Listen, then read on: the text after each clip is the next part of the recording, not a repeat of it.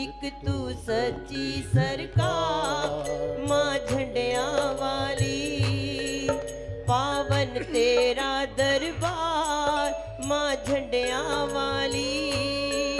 पावन तेरा दरबार माँ झंडियां वाली। ओ एक तू सच्ची सरकार माँ झंडियां वाली। एक तू सच्ची सरकार माँ झंडियां वाली। तेरियां दलीजा माए जिन्हां ने भी मलियां फिर न मलियां ने होर कोई गलियां।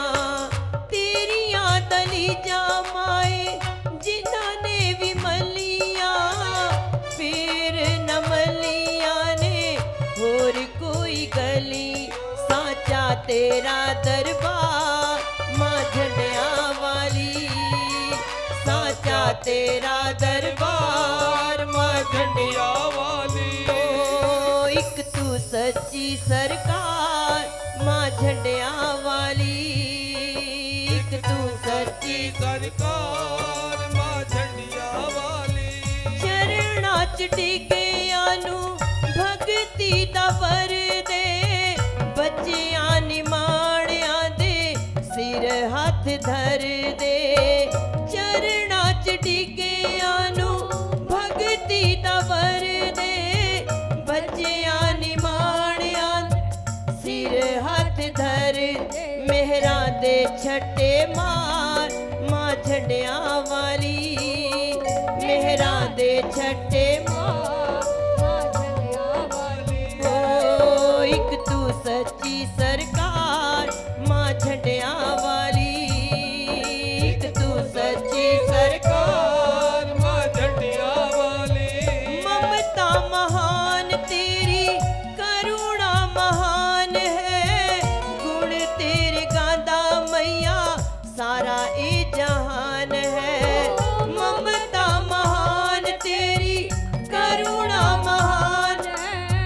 गुण तेरे गांदा मैया सारा जहान है। तेरी महिमा अपरंपार माँ झंडियां वाली। तेरी महिमा अपरंपार माँ झंडियां वाली। हो एक तू सच्ची सरकार माँ झंडियां वाली। एक तू सच्ची सरकार माँ झंडियां वाली। ऊंचे ऊंचे टीले मेरी माँ भवन सोना है। ऊंचे ऊंचे टीले मेरी माँ भवन सोना है। हो पिपलां दी ठंडी ठंडी छां भवन सोना है। पिपलां दी ठंडी ठंडी छां भवन सोना है। दर तेरे ते आए माँ तेरे सवाली। दर तेरे ते आए माँ तेरे सवाली। भर दो झोली खाली ओ माँ शेरा वाली। भर दो झोली खाली माँ शेरा वाली। ओ माँ मेहरा वाली। माँ मेहरा वाली। ओ माँ झंडे वाली। माँ झंडे वाली। ओ सानू एक तेरा आसरा भवन सोना है। सानू एक तेरा आसरा भवन सोना है। हो ऊंचे ऊंचे टीले मेरी माँ भवन सोना है। ऊंचे ऊंचे टीले मेरी माँ भवन सोना है। दर तेरे ते आए माँ भेंट तेरी लाए। दर तेरे ते आए माँ भेंट तेरी लाए। ओ प्रेम वाला प्याला पिला दे महामाए। ओ प्रेम वाला प्याला पिला दे महामाए। पिला दे महामाए। पिला दे महामाए। पिला दे महामाए। पिला दे महामाए। हो तेरे बिन कोई ना मेरा भवन सोना है। तेरे बिन कोई ना मेरा भवन सोना है। हो ऊंचे ऊंचे टीले मेरी माँ भवन सोना है। ऊंचे ऊंचे टीले मेरी माँ भवन सोना है। तार दे माँ तार दे बच्चियां नू तार दे। तार दे माँ तार दे बच्चियां नू तार दे। ओ बच्चियां नू शेरा वाली मामा वाला प्यार दे। ओ बच्चियां नू शेरा वाली मामा वाला प्यार दे। मामा वाला प्यार दे। मामा वाला प्यार दे। मामा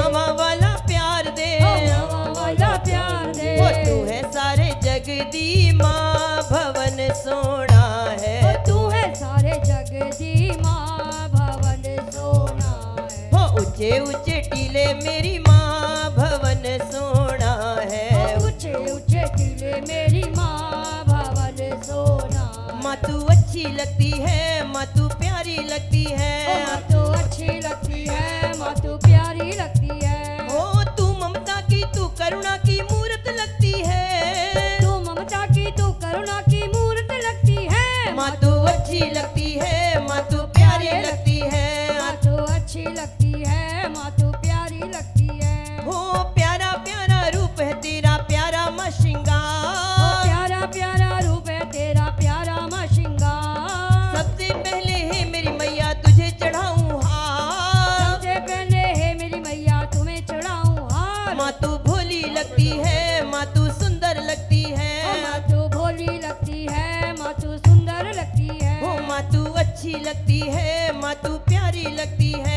माँ तू अच्छी लगती है, माँ तू प्यारी लगती है। हो तेरे नाम से सुबह हो मेरी, तेरे नाम से शाम। तेरे नाम से सुबह हो मेरी, तेरे नाम से शाम। सबसे पहले है मेरी मैया लूं मैं तेरा नाम। सबसे पहले है मेरी मैया लूं मैं तेरा नाम। माँ तू विपदा हरती है, माँ तू झोली भरती है। माँ तू विपदा हरती है, माँ तू झोली भरती है। हो माँ तू अच्छी लगती है, माँ तू प्यारी लगती है। माँ तू अच्छी लगती है, माँ तू प्यारी लगती है। ओ तूने ही तो रची है काया, तूने रचा संसार। तूने ही तो रची है काया, तूने रचा संसार। तूने ही तो दिया है माँ ये सुंदर सा संसार। तूने ही तो दिया है माँ ये सुंदर सा संसार। माँ तू पालनहारी है, माँ तू बख्शनहारी है। माँ तू पालनहारी है, माँ तू बख्शनहारी है। हो माँ तू अच्छी लगती है, माँ तू प्यारी लगती है। माँ तू अच्छी लगती है, माँ तू प्यारी लगती है।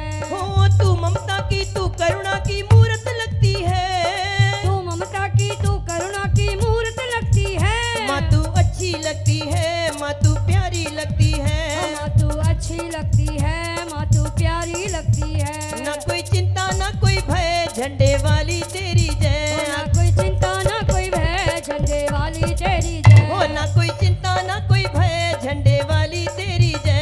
ना कोई चिंता ना कोई भय, झंडे वाली तेरी जय। हो शेरा वाली तेरी जय। ओ मेहरा वाली तेरी जय। हो जोता वाली तेरी ओ जय। शेरा वाली तेरी जय। पहाड़ा वाली तेरी ओ जय। मेहरा वाली तेरी जय। हो झंडिया वाली तेरी ओ जय। शेरा वाली तेरी जय। जयकारा माँ झंडे वाली का बोल साचे दरबार की जय। मुझको दर्शन दे दो राम। आंखें बंद करूं या खोलूं, मुझको दर्शन दे दो माँ। मुझको दर्शन दे दो राम। मुझको दर्शन दे दो राम। मुझको दर्शन दे दो राम। मुझको दर्शन दे दो राम। आंखें बंद करूं या खोलूं, मुझको दर्शन दे दो राम। आंखें बंद करूं या खोलूं, मुझको दर्शन दे दो राम। मेरे अंदर तेरी लहरे, रिश्ता है जन्मों का। मेरे अंदर तेरी लहरे, रिश्ता है जन्मों का। जैसे एक नाता हो जाए, जैसे एक नाता हो जाए सागर से नदियों का। जैसे एक नाता हो जाए सागर से नदियों का। मैं करूं साधना तेरी, ऐसा साधन दे दो राम। मैं करूं साधना तेरी, ऐसा साधन दे दो राम। ऐसा साधन दे दो राम। ऐसा साधन दे दो राम। कि आंखें बंद करूं या खोलूं, मुझको दर्शन दे दो राम। आंखें बंद करूं या खोलूं, मुझको दर्शन दे दो राम। मेरी मांग है केवल इतनी,